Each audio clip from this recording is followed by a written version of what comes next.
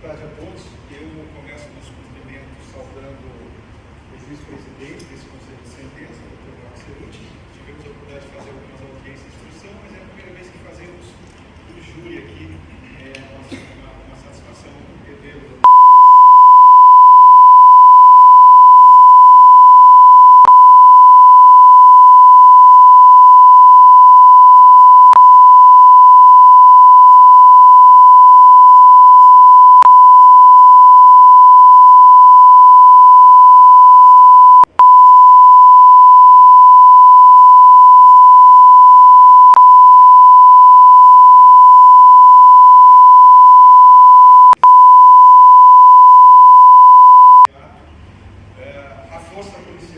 Aos policiais militares, levem a corporação, saudação também da OAB de Blumenau, na pessoa do seu presidente, o Dr. Pedro Pascal Neto.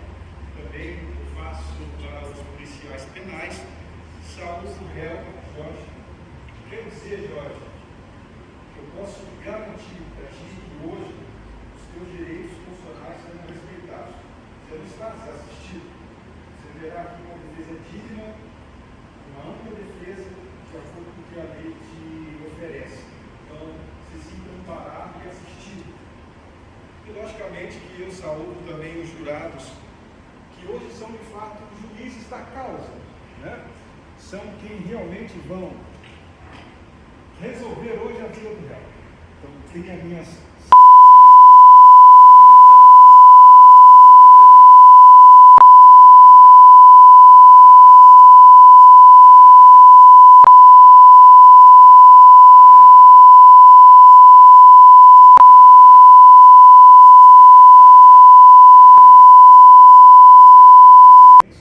Trago a saudação da OAB de Blumenau, na pessoa do Dr. Pedro Pascal Neto. Os senhores hoje estão incumbidos pela Constituição Federal de julgar essa causa. Então, hoje, de fato, vossas excelências são os juízes de fato. São os que vão decidir se o réu será ou não absolvido.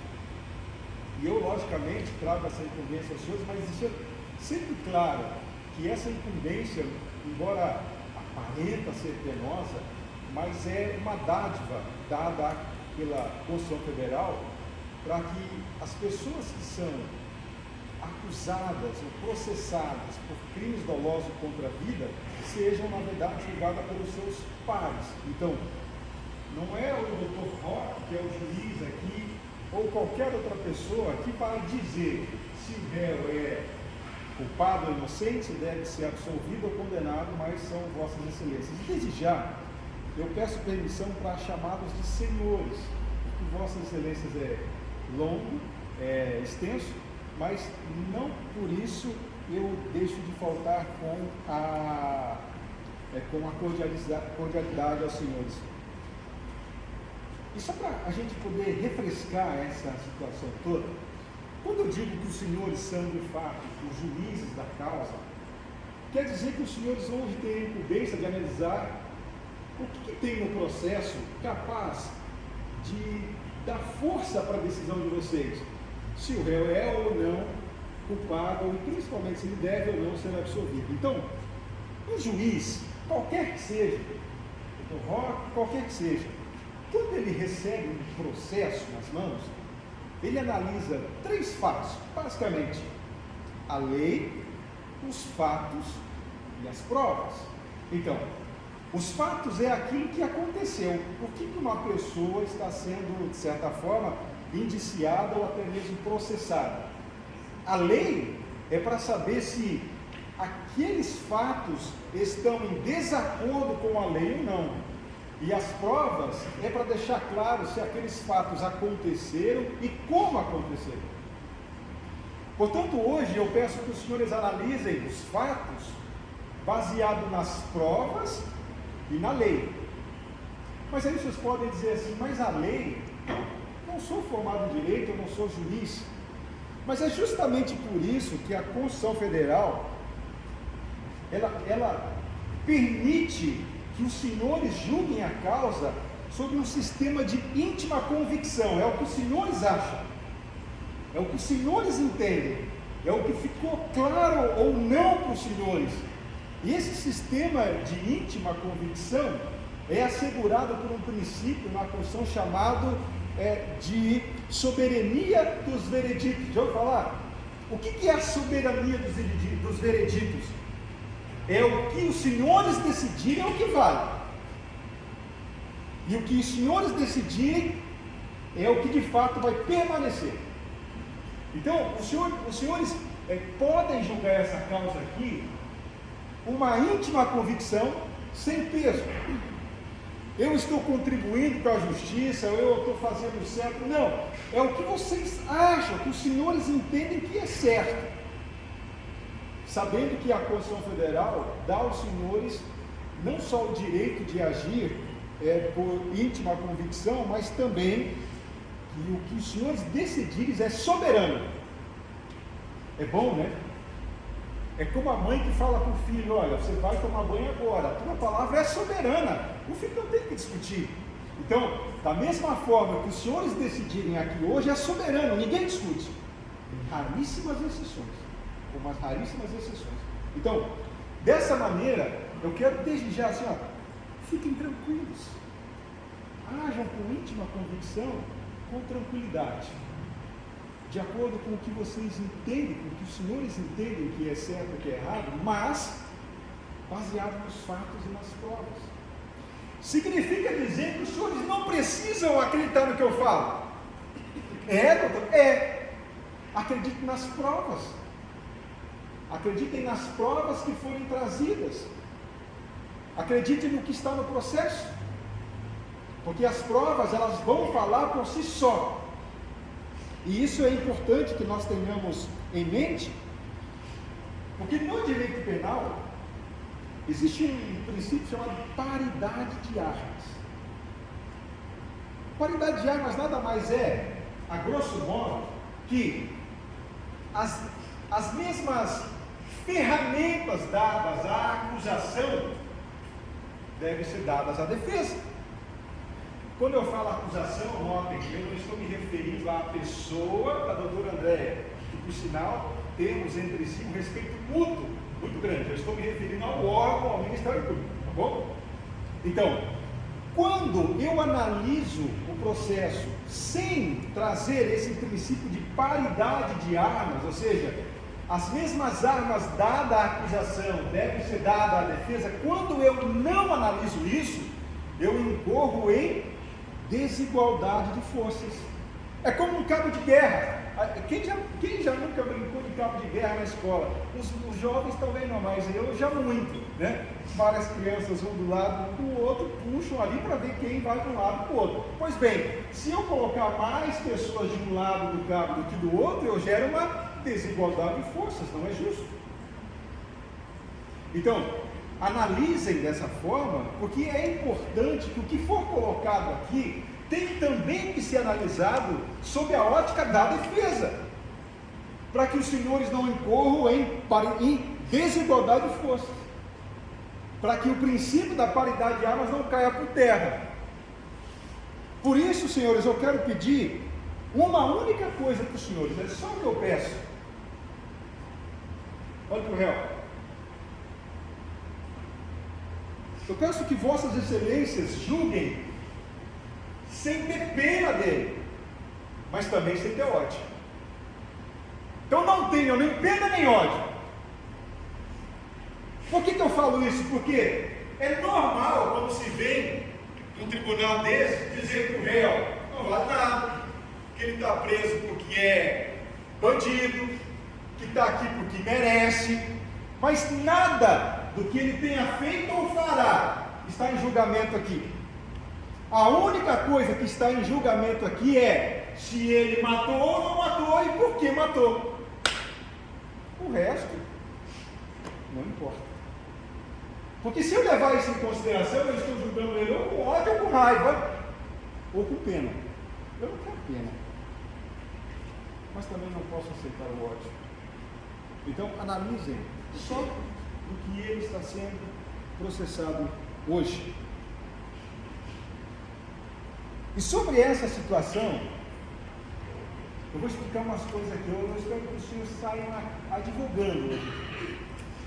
No processo do júri, quando se tem um crime contra a vida, como eu disse, o juiz de direito, ele não está autorizado por lei em dizer se a pessoa é condenada ou inocente. A única coisa que o juiz faz é, durante toda a tramitação do processo, analisar se há causas em que o processo pode acabar por ali, chamado de absolução sumária. Ou ele pode decidir se esse réu, pelas circunstâncias do processo, está apto a vir aqui no plenário do júri ou não. Isso é chamado de decisão de pronúncia. A decisão de pronúncia não é uma condenação. A decisão de pronúncia não é uma sentença condenatória. A decisão de pronúncia simplesmente diz que o réu, pelas circunstâncias, deve vir ser julgado aqui. O nome técnico disso é juízo de admissibilidade, quer dizer, é admissível que ele venha. E para que ele venha aqui, não há necessidade de certeza que ele cometeu ou não cometeu o crime, sabia disso? Só existe a necessidade de ter certeza que há materialidade do crime e indícios de autoria. O que são indícios? Olha, existe aqui algumas condições que apontam que ele pode ser o autor, mas quem vai decidir? Conselho de sentença. Quem vai decidir? Vossas Excelências.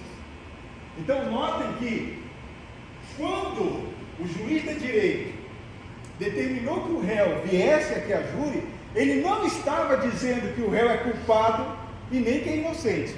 Ele só está dizendo, olha, as condições para ele vir a júri estão reunidas. Agora é o conselho de sentença que vai resolver. E agora eu quero ajudar os senhores, eu quero facilitar um pouquinho essa compreensão dos senhores. Porque tudo isso que foi dito aqui, pela acusação, pelo delegado, tudo isso que nós estamos aqui, tem o escopo apenas de responder a uma pergunta: quem atirou primeiro? Não está claro para mim, nós vamos descobrir hoje. Quem atirou primeiro? Porque se o réu atirou primeiro, ele tem que ser condenado. Mas se o réu atirou depois, a legítima defesa pode ser configurada. Só que o delegado veio aqui, sentou aqui, e não esclareceu. No entanto, quando o juiz Togaro, ele diz que há condições para que o réu venha aqui, e aqui vocês possam avaliar se realmente ele pode ou não ser condenado, houve uma ressalva, e isso consta no processo, é chamado de sentença de pronúncia. Meu colega doutor Nilton vai ler um trecho, um pequeno trecho da sentença, para que os senhores entendam, por favor, doutor. De mais a mais, a tese de legítima defesa apresentada pelo réu Jorge não pode ser acolhida nesse momento processual.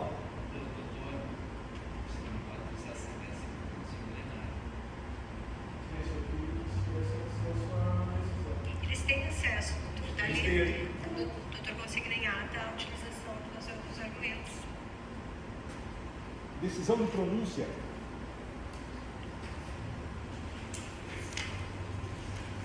Eu posso apontar o trecho? Decisão de pronúncia. Excelência, você disse que eu posso apontar o trecho ou não? Então tá bom. Eu vou retirar essa. Tá bom, doutor?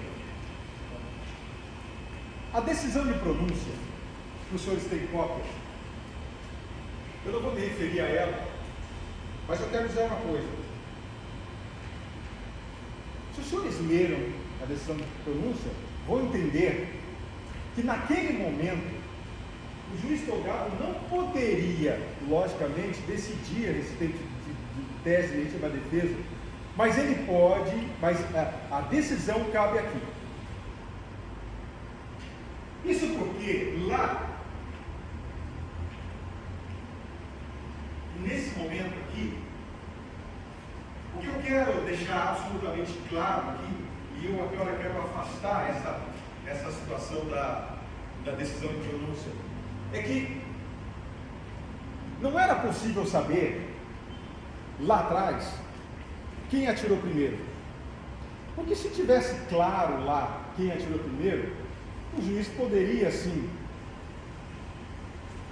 atestar que houve legítima defesa, e, havendo legítima defesa, o réu sequer estaria aqui. Mas como naquele momento não era possível atestar, então nós estamos aqui para resolver. Então, para facilitar, a delimitação fática é só para decidir quem atirou primeiro. O réu, ele diz que atirou depois. Agora eu vou dizer uma coisa para vocês aqui, os senhores. Sabe o que vale a palavra de um réu num processo penal? A palavra de um réu não vale nada. A palavra de um réu não vale nada. Porque ninguém acredita. E Deus queira que os senhores nunca estejam numa situação como essa. Porque a palavra do réu nunca vai dizer nada. Sempre vai haver aquela situação de ele falou uma coisa, ele falou outra, ele disse uma coisa, ele disse outra. Não vale nada. E quando ele fala a verdade, aí só importa se a verdade for para acusar. Isso é uma reflexão minha. Apenas minha. Isso porque, na primeira vez que o réu foi ouvido em sede policial,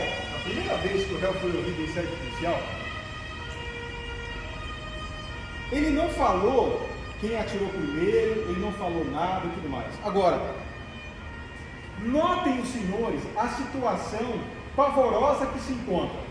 Um jovem de 22 anos naquela situação. Ora, será que no momento daquele a gente tem que esperar que o réu tenha toda a clareza do mundo e dizer, olha, eu vou falar tudo isso? Analise os senhores. Analise os senhores. Ele não estava preocupado ali, nesse momento, em caracterizar, agir em legítima defesa, assustado. Ele só queria, era sair dali. Foi para o ponto de socorro. Quando eu falo que a palavra de um réu não vale nada, é porque toda a investigação focou só na pessoa do réu. Agora eu pergunto, quem foi que atirou nele? Porque do jeito que a coisa está caminhando aqui, parece que só tem uma vítima que morreu. Agora ele tomou um tiro e ninguém sabe quem foi. E sabe quanto tempo isso faz? Faz 10 anos. E 10 anos não se encontrou quem atirou no réu. Agora, chegar aqui 10 anos depois e dizer que ele fez tudo isso, lógico, está tudo bem. Mas apurar quem fez isso com ele, aí não tem. Aí, uma pessoa foi investigada. E essa pessoa investigada, ela não foi pronunciada para estar aqui. Não tem prova suficiente contra ela. Então nós vamos às provas. Nós vamos às provas. Porque a defesa não contesta que há materialidade. Sabe o que é materialidade? Me permita, eu vou pegar um copo aqui, ó. Materialidade é isso aqui, ó. Peguei um copo. Ele caiu. É proibido jogar copo no chão? Isso é materialidade. Aconteceu. A materialidade, a defesa não contesta. Existe um corpo. Os senhores viram o laudo necroscópico aqui, cadavérico? Alguém morreu. Agora, foi mostrado para os senhores aqui, em algum momento, o laudo, o relatório médico do tiro que ele tomou? Aí não foi. Ou seja, se nós não pararmos para analisar isso, eu incorro em desigualdade de forças, paridade de armas. Foram duas vítimas, o que morreu e ele. O que morreu e ele. Agora, o laudo pericial, a pessoa que não veio aqui, ela estava lá no local do crime, né, o indiciado e tal. E uma das provas, teoricamente provas, que atestam que essa pessoa estava lá e que foi ele que atirou no réu, foi falado por uma testemunha, que foi dito aqui, uma testemunha sigilosa. Ela não quis aparecer. Ela não quis aparecer. E ela disse que fulano atirou nele. Essa mesma testemunha sigilosa, não foi suficiente a palavra dela para se identificar quem atirou. Mas alguém atirou nele, porque o laudo médico tinha. E aí, quando eu falo que a palavra do réu não vale nada, é porque quando ele resolve falar a verdade, aí ele está se contradizendo. Como se uma pessoa não pudesse em algum momento dizer assim, agora eu quero falar a verdade. Agora eu quero dizer realmente o que aconteceu. Porque o que o réu disse aqui hoje, sentado, é exatamente o que ele disse do depoimento dele para o delegado. E esse depoimento consta dos autos. E no depoimento ele diz exatamente como aconteceu. E aí, houve aqui, ó, os senhores viram uma interceptação telefônica. E essa interceptação telefônica, os senhores viram aqui, foi uma conversa da mãe do réu com uma pessoa. E na conversa eles se falam, e a mãe do réu fala, ele falou para mim. E o que ele falou para mim? Ele falou, mãe, eu falei a verdade. Eu falei a verdade. Ou seja, quando o réu fala a verdade, aí não vale? E o delegado do depoimento falou duas vezes para ele, duas vezes perguntou, duas vezes. Quem atirou primeiro? Ele fala, eu fui lá. O Douglas atirou, ou uma pessoa que estava do lado dele, e eu revidei. Essa é a verdade. Mas os senhores podem não acreditar em que está tudo bem, então vamos acreditar no que está nos autos. Eu indaguei o delegado aqui, ele titubeou um pouco, mas eu perguntei para ele, como é que funciona a dinâmica dos tiros? Porque o laudo pericial, ele deixa claro que o réu tomou alguns tiros, e os orifícios de entrada eram anterior para posterior, de baixo para cima, não foi isso? O laudo, ele diz exatamente isso.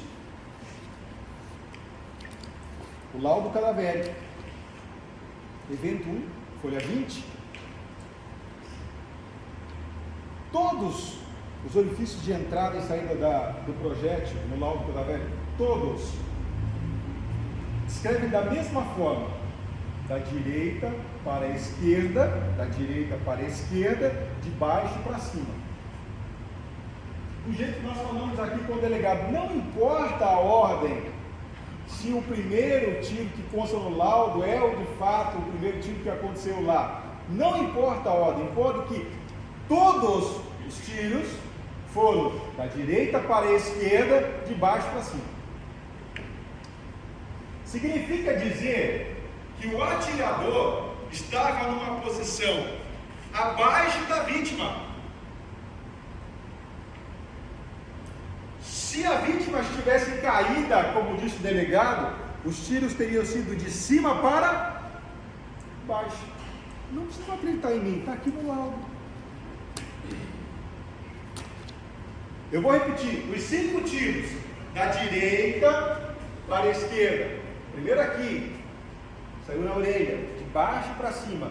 Os outros na região do tórax, de baixo para cima.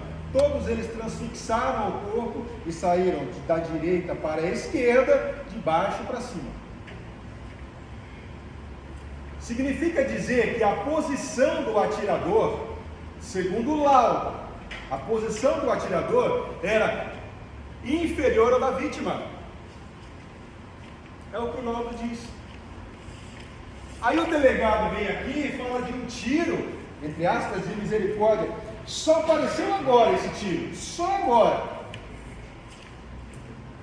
Agora, quando eu questionei a respeito do laudo, aí descobriu. Aí o réu, que falou a verdade lá no depoimento, que falou a mesma coisa aqui, de que a vítima lá, o rapaz que morreu, foi quem te atirou primeiro. Se era a vítima ou se era alguém do lado da vítima, ele disse, atirou primeiro. O que aconteceu? O tiro entrou aqui de lado, saiu na minha perna. Eu caí, saquei a arma aqui e atirei.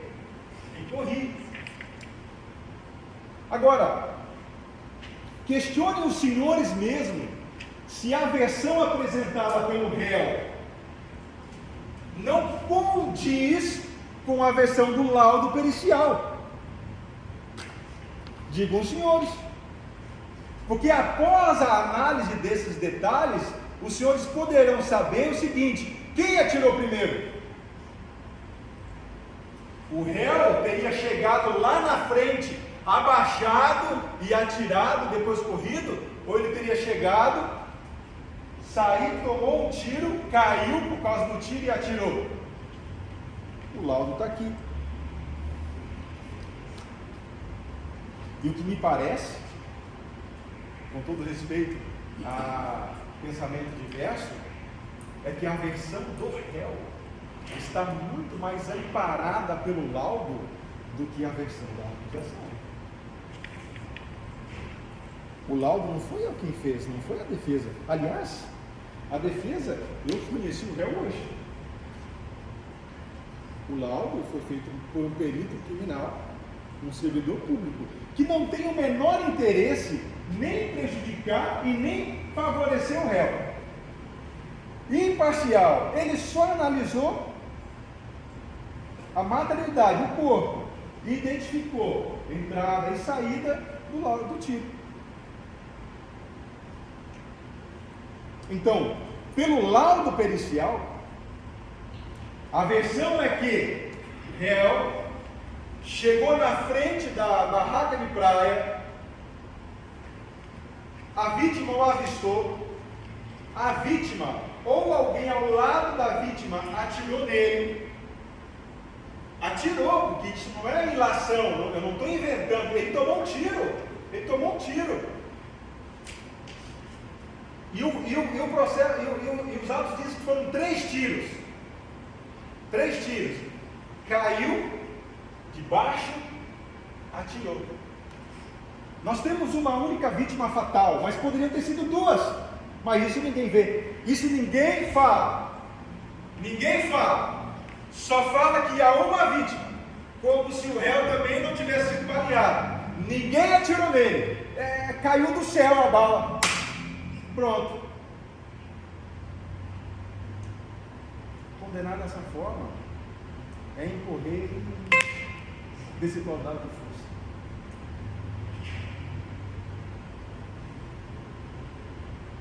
As testemunhas que há no processo, e não são poucas, muitas testemunhas, elas são tão contraditórias. Elas falam, disse. Eu vou explicar uma coisa. Já ouviu falar em telefone sem fio, né? No direito, esse tal telefone sem fio, no direito criminal especificamente, esse tal de telefone sem fio, e tem um nome técnico, é chamado de hearsay testimony. Hearsay, ouvir, sei dizer, em inglês, significa rumor, boato. Nós incorporamos isso. Então, hearsay testimony é a testemunha de ouvir dizer. Eu ouvi dizer. Isso aí acontece na nossa vizinhança. Nossa vizinha fala, eu ouvi dizer. É assim, eu ouvi dizer. Mas, se você analisar o processo inteiro, eu quero ser interrompido se eu estiver mentindo, eu quero ser interrompido. Não há nenhuma testemunha que diz assim, ó, eu vi. Não tem. Eu ouvi dizer. Aí eu vou dizer aqui, ó. O Ronaldo, que se fala muito aqui, ele não veio aqui. Ele não foi chamado para estar aqui. O Ronaldo disse que não viu também. Que ele ouviu dizer quando estava no velório da vítima. E se tiver algum familiar da vítima, eu já digo que falo com todo respeito. Mas ele disse lá no velório da vítima, ele ouviu dizer. E ouviu de quem? Ouviu dizer de um tal de Leonil. Aí o Leonil foi ouvido. O Leonil disse, não, eu não estava lá também, eu estava em outra cidade, eu estava lá no Paraná, salvo engano, eu não sei, salvo engano, eu estava lá no Paraná, então eu também não, mas eu ouvi dizer que quem ouviu? Eu ouvi do Diego. Aí o delegado foi lá e ouviu o Diego. O Diego falou, não, eu também não sei, eu só ouvi dizer, soube de boatos que teria sido o Jorge que atirou. E aí o Leonardo, que é o rapaz que não está aqui porque não foi pronunciado, mas foi indiciado como sendo supostamente o autor do tiro contra o Jorge, ele disse o seguinte, também não sabia, que ele não viu quem atirou, ninguém sabe de nada, mas todo mundo sabe de tudo. Sabe como é que é? Eu não sei, mas ouvi dizer, mas não tenho certeza, entende? Aí a testemunha vem aqui e fala, eles não falam porque tem medo, não sei o quê, mas medo de quem? Porque até onde eu sei, quem sofria ameaça de morte era o réu. Quem sofria ameaça era o réu. Não era a vítima. Isso tanto é verdade, que a testemunha protegida, a testemunha sigilosa, ela disse que quem atirou nele foi o Leonardo e quem atirou na vítima foi ele. Só que na hora de decidir sobre isso, era a única palavra que tinha. No entanto, a legislação, a jurisprudência entende. O que é jurisprudência? São decisões consolidadas dos tribunais. Isso é jurisprudência. Os juízes já decidiram tantas vezes sobre o mesmo assunto que aquilo está consolidado. Seguinte, olha, só o testemunho de uma testemunha recheio não é suficiente para condenar, porque ela não viu, ela ouviu dizer. Vossas Excelências entendem as incongruências disso que está sendo dito aqui? Analisem os autos, conseguem ver as incongruências? Há aqui um debate entre acusação e defesa para que se esclareça aqui uma série de coisas, mas tem algumas coisas que nós não precisamos mais esclarecer.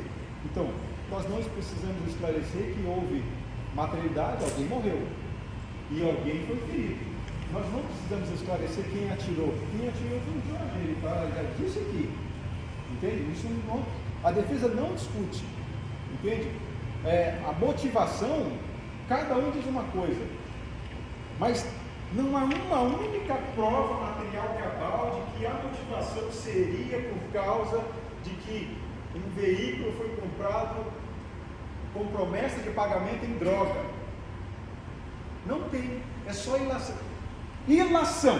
O que é ilação? Ilação é a coisa que eu digo, mas eu não posso provar.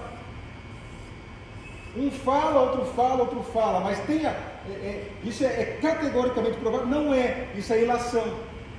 Não tem. Até porque, na época dos fatos, o Jorge tinha 22 anos de idade e nunca tinha sido preso por droga. Aliás, a única prisão que ele tinha na época dos fatos era porque ele estava num carro junto com o Douglas, e o carro foi apreendido pela polícia porque tinha denúncia de furto. E ele saiu.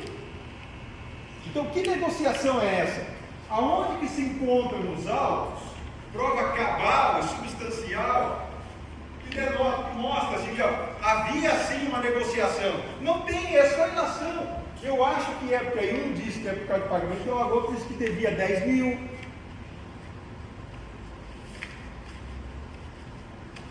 Ilações não são suficientes para condenar ninguém. Tomara a Deus que os senhores nunca estejam numa situação como essa, sendo,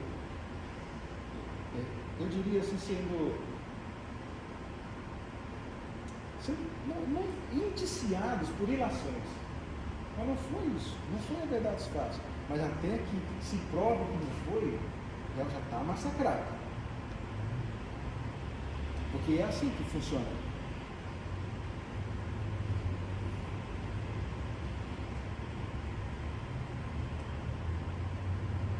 Nós não estamos aqui para discutir o que a polícia deveria ou não deveria ter feito. Porque, como bem disse a acusação, no direito penal, ou em qualquer outra, a prova inclui a quem alega. Se eu alego, eu tenho que provar. Só que no direito penal, a gente também tem que analisar a igualdade de forças. Ora, quando o Ministério Público diz que alguém cometeu um crime, quem tem que provar que ele cometeu é o Ministério Público, não é o réu quem tem que dizer que não cometeu. Entende isso? Ônus da prova, imagine que no direito lá do consumidor, o ônus se inverte, né? Você fala que a empresa não fez o serviço, a empresa tem que provar que fez. No direito penal, não. Se o Ministério Público, se a acusação vem e diz assim, olha, ele cometeu um crime, tem que provar que cometeu, em que circunstâncias cometeu, de que forma cometeu. Por isso que, nesses casos, a defesa analisa as incongruências para verificar o que a polícia poderia ter feito e não fez. Por exemplo, não foi feito laudo residual nas mãos do Douglas para saber se ele atirou ou não, nem do tal Leonardo. Isso facilitaria a nossa vida, um pouco aqui não facilitaria, mas não tem. Mas isso já faz 10 anos, o que eu vou fazer agora? O que eu vou fazer, doutor? Não tem mais, né? Faz 10 anos. E depois de 10 anos, cadê a pessoa que atirou no Jorge? Se ela aparecer hoje aqui, eu tenho como fazer exames? Já fui. Não tem mais o que fazer. Não foi feito residual. O réu, por sua vez, não foi preso em flagrante. Sabia disso? Não. Ele foi para o hospital, não havia mandado de prisão nada. No hospital ele vai para onde? Vai para casa. Agora, qual é a ilegalidade disso? Ele está fugindo de alguém que foi para casa depois de ter tomado um tiro? Onde está o erro?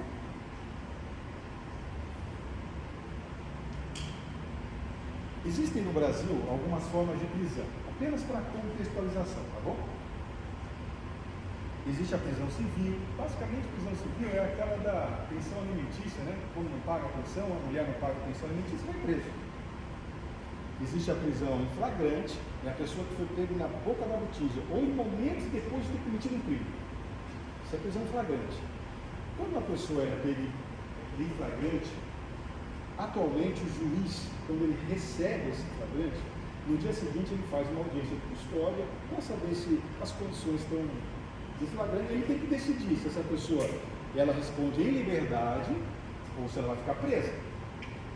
Se ele decidir que a pessoa responde em liberdade, ela vai para casa. O processo continua, mas ela vai para casa.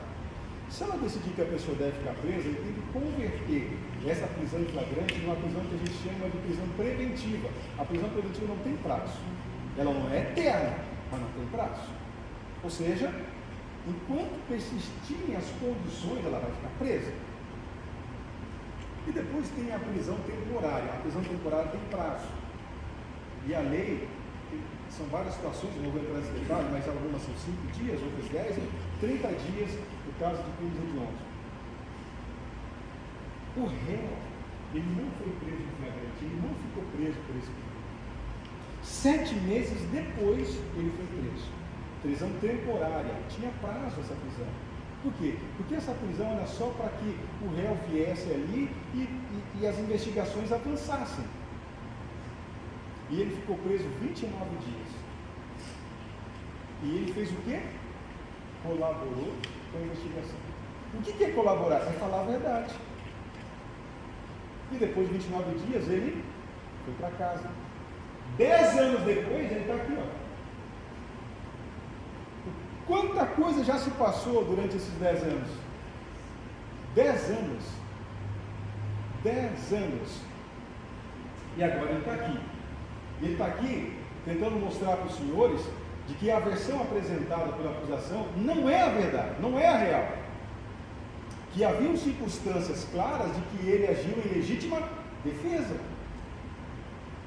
E essa legítima defesa, ela é corroborada com o laudo pericial. Então, notem, senhores, aqui a coisa afunila todas as outras coisas se tornaram periféricas, afunila a ponto de que o senhor só tem que decidir se o réu atirou antes ou depois, e essa decisão deve ser baseada na íntima convicção: olha, eu estou convicto que foi antes, ou eu não estou, eu estou convicto que foi depois, e decidam. Porque pelo laudo pericial, deixando claro que o tiro foi dado de baixo para cima, a versão do réu é corroborada. O réu atirou em legítima defesa. Espero os senhores, mais uma vez, espero em Deus, que os senhores nunca estejam de frente de uma arma de fogo, porque o temor é muito. Nós estamos falando agora aqui, parece que é uma coisa corriqueira, né? É tão tranquilo, corriqueiro. Senhor, eu, advogado, já fui ameaçado de morte. E eu sei a pressão que é. O réu também foi ameaçado de morte. Ele sabe a pressão que é. Agora, os senhores acreditam mesmo que no momento que aconteceu isso, em que ele estava ali, de frente a alguém também armado, ele ia ficar se preocupando se ele deu 1, 2, 3 tiros? Deram 3 tiros na direção dele. Ele vai fazer o quê?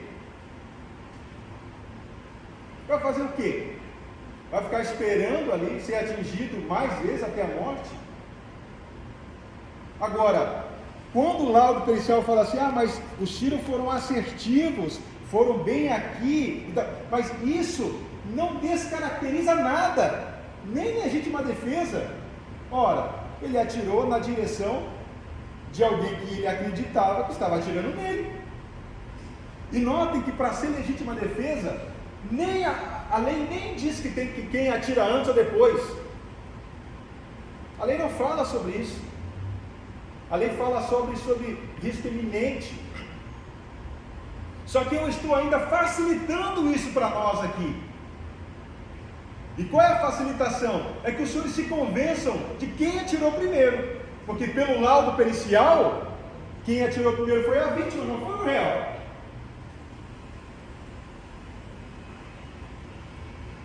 Agora eu vou dizer uma coisa. O réu está aqui. O cara está. Não está? Cadê as outras testemunhas da acusação? Porque eu queria que o Ronaldo tivesse aqui, ó. Você está aqui, Ronaldo, fala agora aqui, tu falou lá. Os senhores estão tendo a oportunidade de interrogar o Ronaldo? Eu também não. Mas o Ronaldo falou, e cadê o Ronaldo? Tudo bem, não está aqui. A acusação não arrolou o Ronaldo. Não trouxe o Ronaldo aqui. Não trouxe o Ronaldo, não trouxe o Leonil, não trouxe o Diego, não trouxe nada. Só trouxe o delegado. Por quê? Porque o delegado tem fé pública. Porque é delegado. Então o que ele disse, está tudo bem, mas olha, aí eu falo para o senhor, o delegado está aqui também com uma íntima convicção, é o que ele acredita, ele está simplesmente defendendo o relatório policial que ele mesmo fez.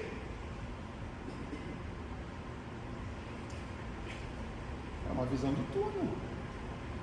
E as outras testemunhas? Ah, mas a defesa também poderia ter trazido. É verdade, mas, entenda, não é o réu quem tem que dizer que não fez. É a acusação que tem que dizer que ele fez. Não vamos agora aqui inverter o ônus da prova. Né? O ônus da prova pertence à acusação. Certo? Se a acusação diz que é o réu que matou, prove por si só. Agora eu que tenho que provar que ele não matou, então aí a desigualdade de forças está claro aqui. Então aqui eu não tenho nada mais para fazer. Isso é julgamento justo. Eu não estou pedindo que os senhores acreditem em mim, eu vou reforçar, eu vou dizer mais uma vez. Acreditem nas provas, ou na falta delas. Porque a falta de provas beneficia o réu. E aí eu vou falar uma coisa, os senhores vão sair daqui de volta, eu não acredito. Existem dois princípios básicos que a gente chama indúbio pro réu e indúbio pro societate. Significa, uma expressão latina, não vou trazer um detalhe, mas diz o seguinte: a dúvida favorece o réu, a dúvida favorece a sociedade.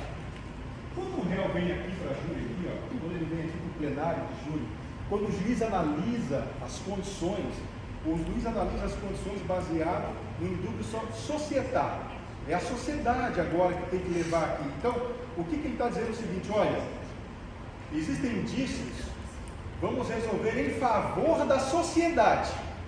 Os senhores, então, vamos resolver em favor da sociedade significa que os indícios são suficientes para trazer o réu aqui. Agora, para condenar, aí é um dúvida para o réu. Se eu tenho dúvida, eu tenho que absolver. A dúvida favorece o réu. Porque é clichê, mas eu repito, é melhor 1000 culpados soltos do que um inocente preso. E quantos casos de inocente preso a gente vê por aí, né? A televisão, já viu? A televisão? Preso, inocente. Tinha tudo para ser culpado, depois descobriu que era inocente. Meu Deus, quanto tempo ficou lá na cadeia? Às vezes anos, né? 15 anos. É inocente. Então, o fato do réu estar aqui respondendo à acusação e colocando a sua versão dos fatos também deve pesar. É lógico que ele não precisa fazer prova contra si mesmo. É lógico que ele não precisa falar a verdade. Mas ele disse para a mãe dele, a prescrição foi passada aqui. Ele disse para a mãe dele: mãe, eu falei a verdade. E qual que era a verdade? Eu atirei, mãe. Mas em que circunstâncias eu atirei? Aí ele falou para o delegado 2 vezes, ele falou: eu fui lá. Eles me atiraram e eu atirei de volta. Aí vocês perguntam assim: meu Deus, mas por que esse cara está andando armado? Só quem sofre ameaça de morte sabe. Só quem sofre ameaça de morte sabe. Portanto, senhores, eu reforço o meu pedido para que vossas excelências analisem esse caso, sim, com a íntima convicção, mas levem em consideração a paridade de armas, levem em consideração o pedido da defesa no sentido de que o réu deve ser julgado sem levar em consideração nem ódio nem pena. Analisem a prova dos autos por si só. Porque a prova dos autos é ela que vai dizer a vossas excelências quem é que tem razão, quem atirou primeiro. Sabendo que, embora isso esteja assim, muito vagarosamente dito, mas ele sofreu um tiro. Sofreu um tiro. Foram 3, um pegou, poderia estar morto também. Então, porque ele sobreviveu, o outro não, a palavra dele vale menos? Não é assim que se faz justiça. O que se faz justiça é analisar baseado na lei, nos fatos e nas provas, ou na ausência dela. Porque na ausência dela, o réu tem que ser absolvido. Eu não vejo outras circunstâncias a não ser como essa.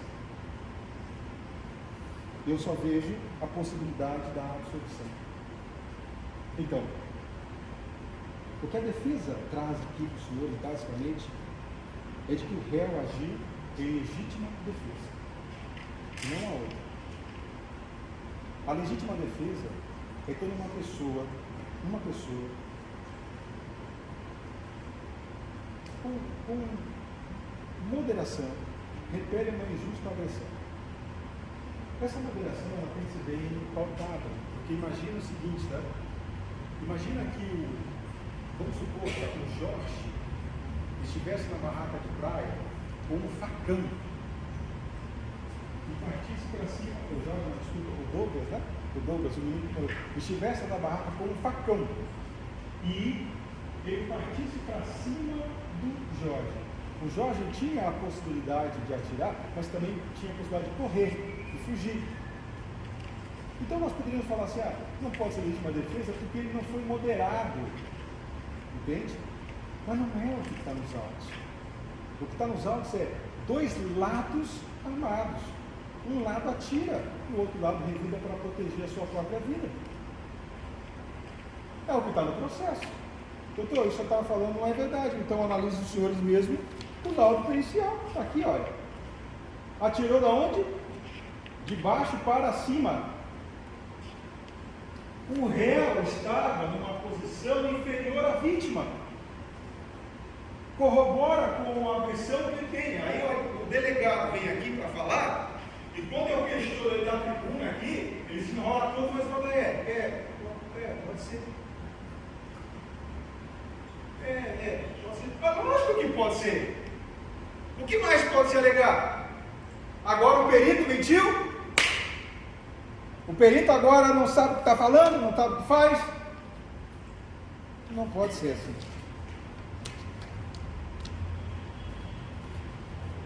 Existem alguns quesitos que vão ser apresentados aos senhores no final desse procedimento. E algumas perguntas vão ser feitas aos senhores. Eu queria muito que os senhores prestassem bastante atenção, e eu sei que já estão, porque isso aqui é importante. O primeiro quesito que vai ser perguntado, eles vão perguntar para os senhores, se no dia 1º de janeiro, por volta das 3 da manhã, na rua Egílio Pio, na Orla, a vítima Douglas Meira sofreu lesões descritas no laudo pericial cadavérico, contido nos documentos do inquérito 26 e 29 e tudo mais. Isso aqui se refere à materialidade. Para resumir, isso quer dizer o seguinte, olha, existe um corpo, alguém foi ferido, a defesa não contesta, tem um corpo, o corpo não sumiu.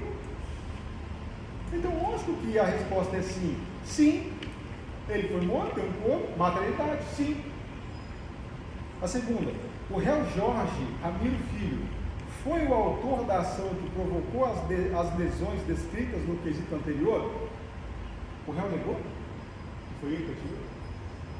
Ele não negou. Alguém tem dúvida que ele negou? Ele não negou. Então, no quesito 2, é sim também. Ele não nega que ele atirou.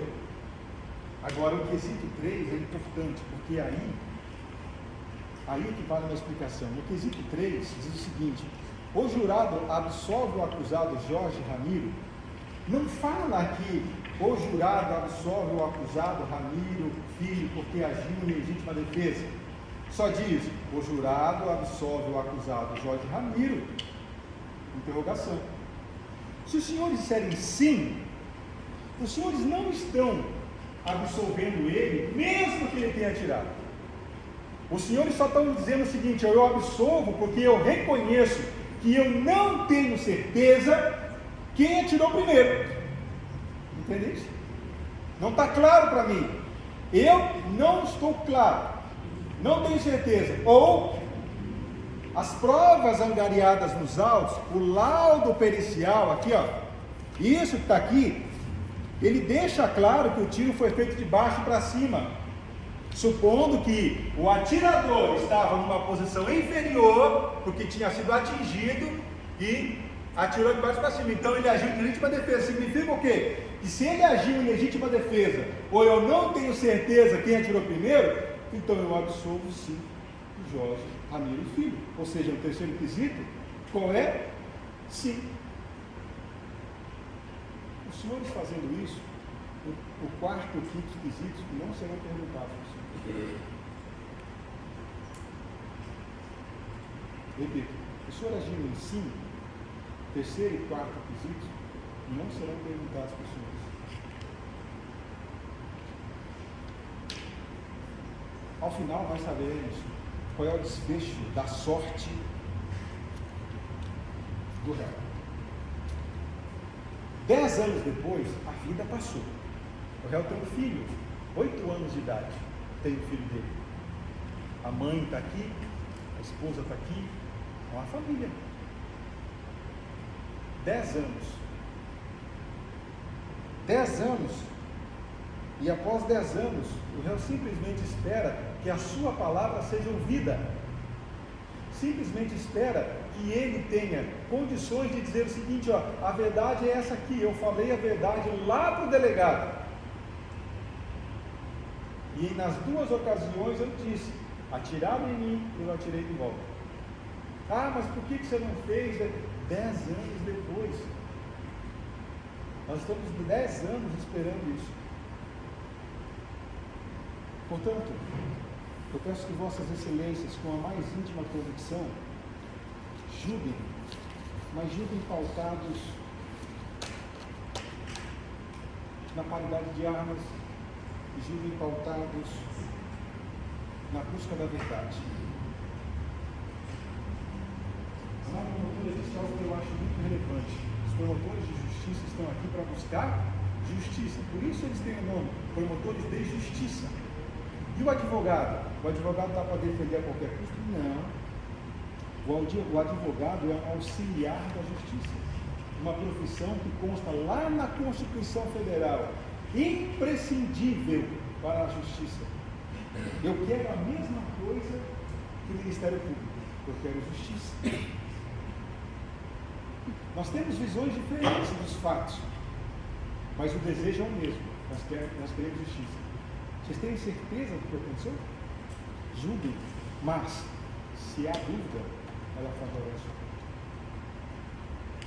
Eu agradeço muito a atenção de vocês. Eu sei que é cansativo ficar horas aqui, eu estava morrendo de fome, mas é importante que tudo isso seja analisado. Então, julguem com mais íntima convicção, sabendo que o que os senhores, o que vossas excelências decidirem, é o que vale. É soberana a decisão, soberania dos veredictos. Obrigado pela atenção de vocês. Inês, era a palavra da defesa. Obrigado. Terminou? Sim. Eu vou dispensar o restante. Eu quero fazer algumas situações aqui. Eu podia ter essa voz imensa a doutora promotora tem, eu não consigo. Se eu falar mais alto, não tenho que por conta dessa acústica, desejo da justiça que faz a gente se impulsionar dessa forma. Mas eu quero falar de 3 coisas aqui, e no final eu vou falar de novo. Independente do resultado aqui, independente do que vossas excelências decidirem, 3 dúvidas vão ficar no ar. Mas eu não quero falar que essas dúvidas serão dos senhores, talvez sejam minhas. A primeira é: que mentira é essa? Quem pode responder? Essa é uma dúvida nós vamos levar para a vida toda. Porque, como eu disse, o que se diz aqui é que uma vítima pelo menos deixa claro que a outra vítima também está aqui.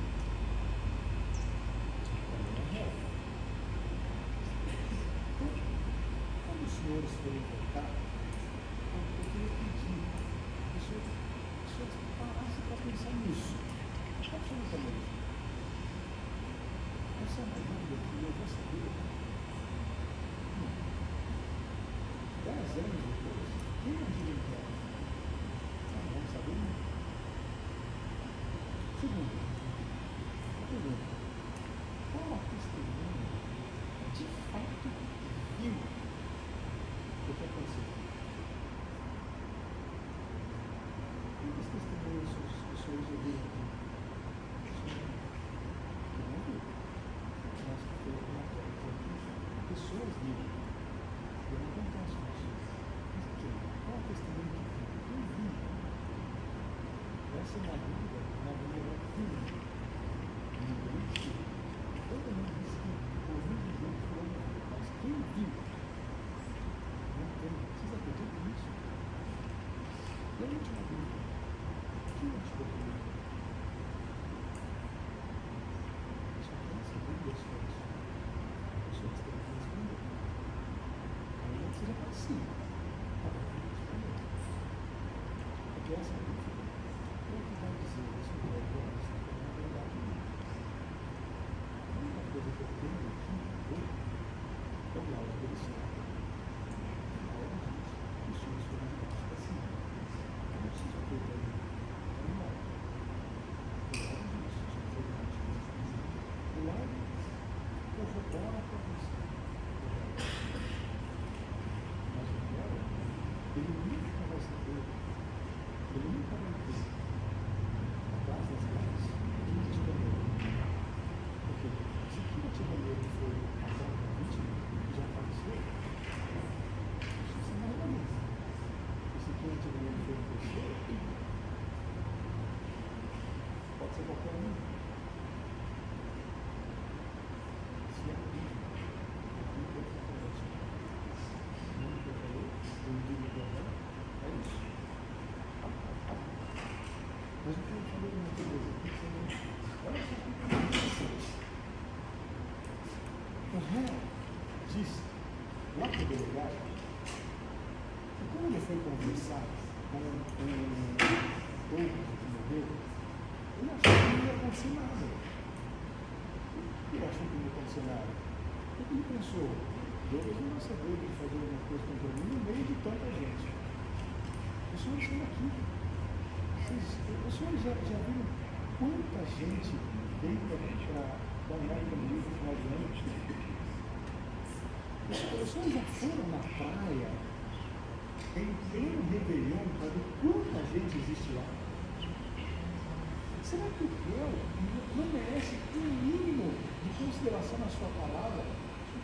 Será que ele está errado até nisso? Como é que eu, Michel Douglas, vai fazer alguma coisa com 40 mil pessoas na praia de Salim? Será que não existe verosimilitude? Sabe que isso não é real? Porque ele falou lá no policial ele falou. Quando ele deu o depoimento dele. E aqui ele falou a mesma coisa. Como é que eu vou achar aqui alguém vai achar em mim com 40 mil pessoas na praia de Salim? Ele está inventando isso também, ele tinha a mínima consciência da situação. Ele não esperava que fosse acontecer. Não esperava. Porque eu não espero ir para uma festa. Eu não espero. Entende? Eu vou falar uma coisa aqui que agora é importante.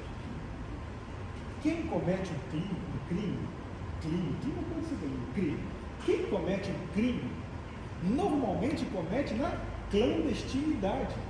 Quem é que faz o crime para ser pego? Responda para mim, doutor. Quem é que comete um crime para ser pego? Quem comete um crime, comete na clandestinidade. Agora, como é que uma pessoa atira em outra no meio de 40 pessoas? O réu seria louco a ponto de ir lá no meio de 40 mil atirar em alguém deliberadamente e achar que ia sair livre. Ele falou isso para o delegado, isso nem passou pela minha cabeça. Como? 40 mil? Aí ele vem aqui e fala a mesma coisa. Quem que imaginar? Mas só que a palavra dele, não vale nada, né?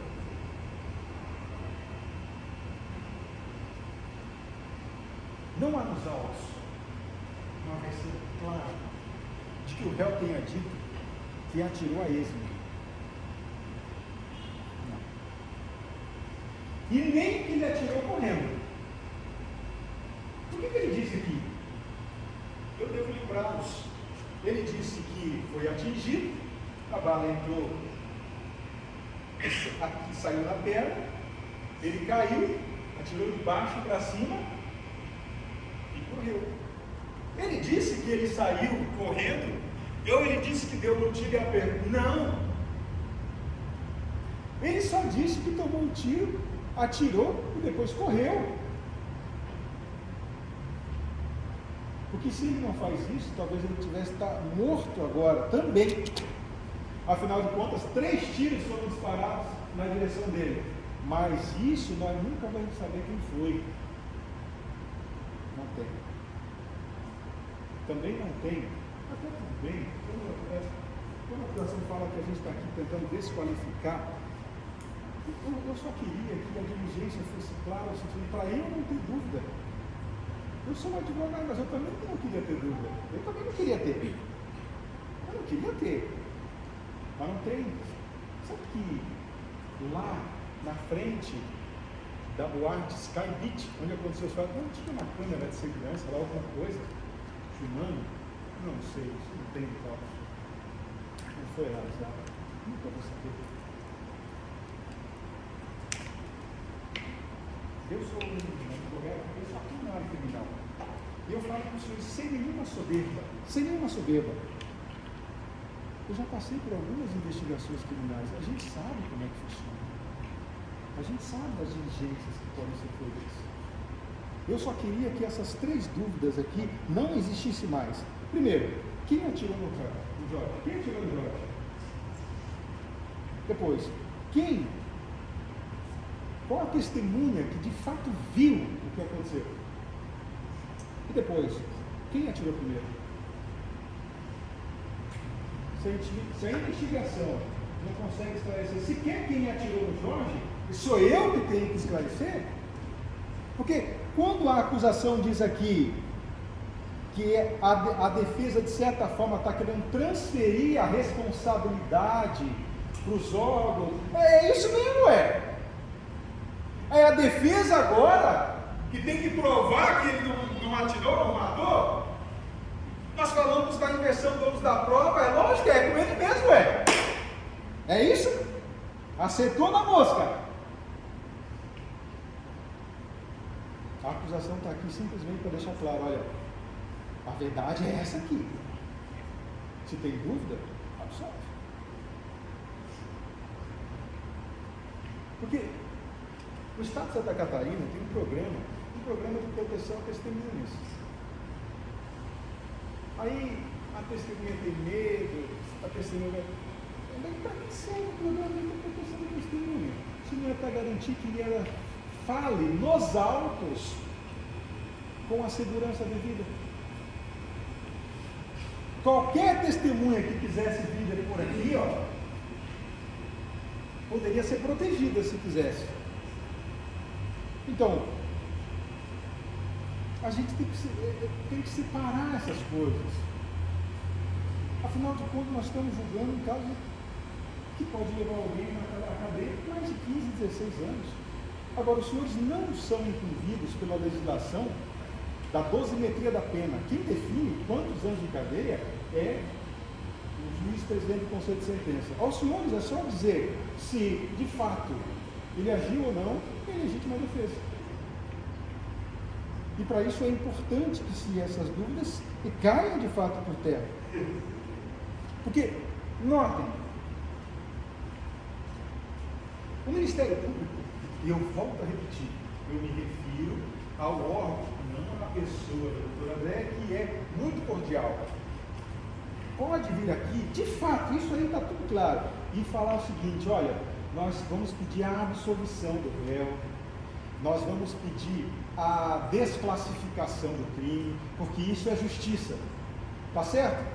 Tá certo. Mas não significa que quando a acusação vem e pede a condenação, tá certo. Porque senão a palavra da acusação seria soberana. O que foi dito, está dito. Vocês entendem isso? Então, porque quando eu venho e peço a absolvição, eu estou correto, mas quando eu peço a condenação, eu também estou certo. Se fosse isso, não precisava de processo. Porque o advogado no plenário, convicto eu, de que ele matou porque quis, eu poderia dizer: olha, condenem sim, podem condenar, mas eu posso pedir uma tese chamada de tese subsidiária. Pode condenar, mas retirem essa aqui, ó, essa qualificação, né? Tire essa qualificadora, isso aqui não está certo. Então eu também estou aqui buscando a justiça. O fato é que a justiça que melhor se ocupada nesse caso, para mim, defesa, é demonstrar que a palavra do réu está em consonância, está de acordo com o laudo pericial, atestando que o réu atirou depois de ser atingido por uma bala um projétil de arma de fogo. É isso. Então, não há erro nisso. E também não há transferência de responsabilidade. Há uma natureza clara do ônus da prova. Se a acusação diz que ele fez, que prove que fez. Da mesma forma que a minha é deixar claro que não foi. Agora, se os senhores, se Vossa Excelência tem absoluta certeza, é redundante, né? Mas eu vou dizer, tem absoluta certeza de que não foi isso, e que ele chegou lá primeiro e atirou, para mim não é condenado. Eu prefiro ficar na versão apresentada em plenário de acordo com o laudo pericial atestando que o tiro de baixo para cima, dando a entender, e de fato, como ela disse, foi atingido, caiu, tirou de volta. E ele não esperava ser atingido, porque ele estava até de lado disso. Não esperava. E como que eu sei? Ele falou nas duas ocasiões, lá e aqui, tinha 40 mil pessoas na praia, e ele jamais imaginava que fosse fazer isso. Só que como ele está vivo, e o outro não, então ele tem que ir para a cadeia. Verdade real dos fatos é o que a gente quer aqui. E isso, quando ele fala, e no processo que ele foi lá para falar que quis se acertar, não que ele quis se acertar para ver se vamos resolver, como eles chamam, né, essa briga.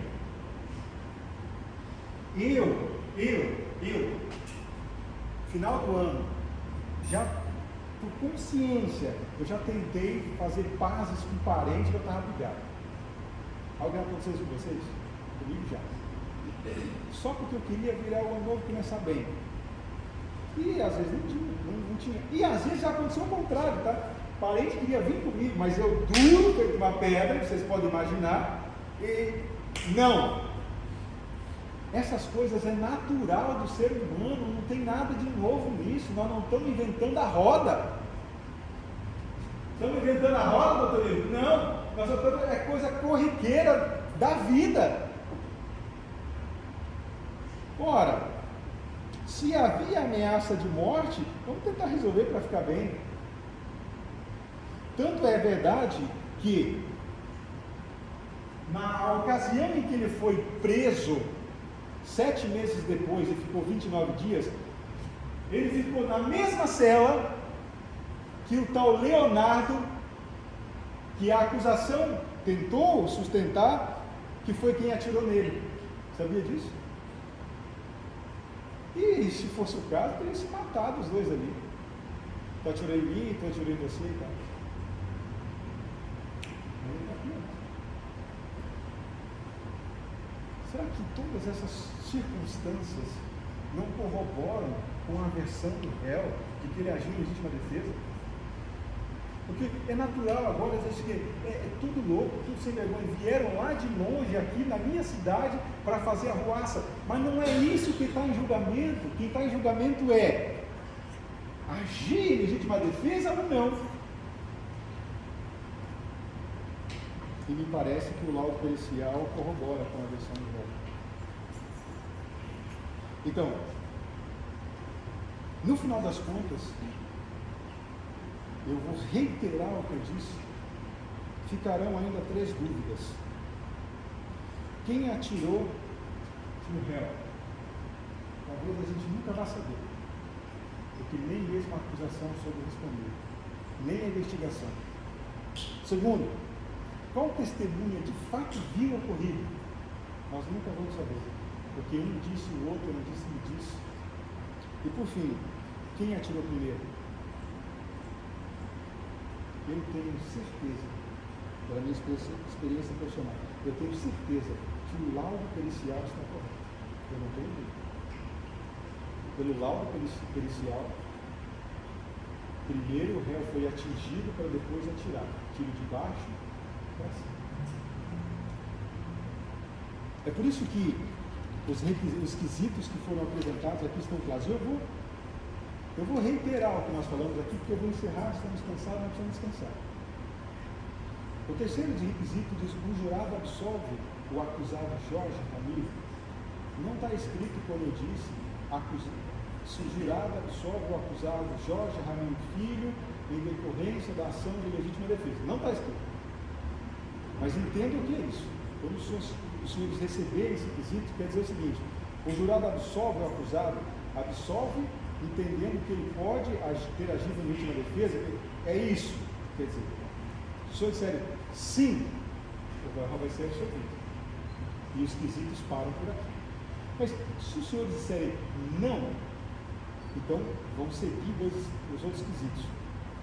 Eu não vou entrar muito em detalhes dos demais não, tá? Mas o quarto quesito é: o réu praticou o crime por motivo torto, pois decorrente de uma dívida pecuniária por tráfico de drogas, sendo esse o motivo que propulsou o crime? Ninguém sabe. A motivação é por causa de uma dívida por causa de droga. Quinto requisito: o réu praticou o crime mediante recurso que dificultou ou tornou impossível a defesa do ofendido. Ora, seja o ofendido ou seja alguém, também tinha uma arma. Como que eu posso dificultar a defesa de alguém que está armado? Deus. Então, está aqui, Senhor.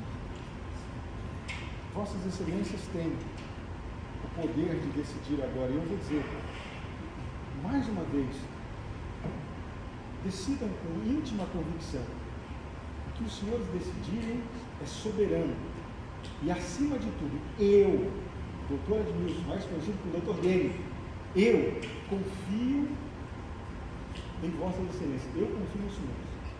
Porque eu estou convencido, pela minha experiência profissional, de que o réu foi primeiro atingido para depois disparar, ou seja, agiu em legítima defesa. Da mesma forma que o promotor, o Ministério Público, eu também espero hoje justiça. Não julguem por ódio, nem por pena, mas por justiça. Bom, obrigado pela atenção de todos, né? De todas, basicamente, porque só é a primeira vez que eu tenho um júri com só um homem. Tudo mulher, rodeado, glória a Deus.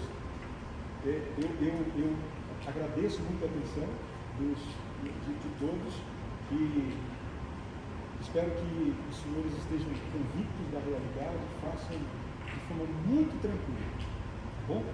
Obrigado mais uma vez. Silêncio. É a minha fala, dispenso desse constituinte.